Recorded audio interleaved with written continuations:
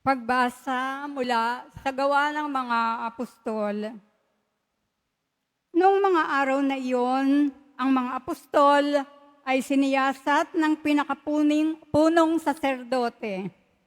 Mahigpit naming ipinagbabawal sa inyo ang pangangaral sa pangalan ng Jesus na iyan, wika niya.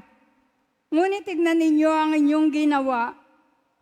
Laganap na sa Jerusalem ang inyong aral at ibig pa ninyo kaming panagutin sa pagkamatay ng taong iyan.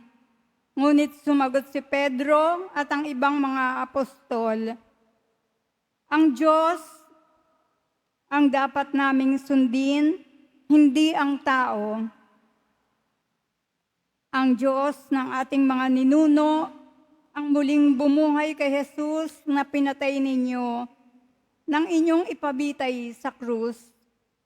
Iniakyat siya ng Diyos sa kanyang kanan bilang tagapanguna at tagapagligtas upang bigyan ng pagkakataon ng mga Israelita na magsisit tumalikod sa kanilang mga kasalanan at sa gayon sila'y patawarin.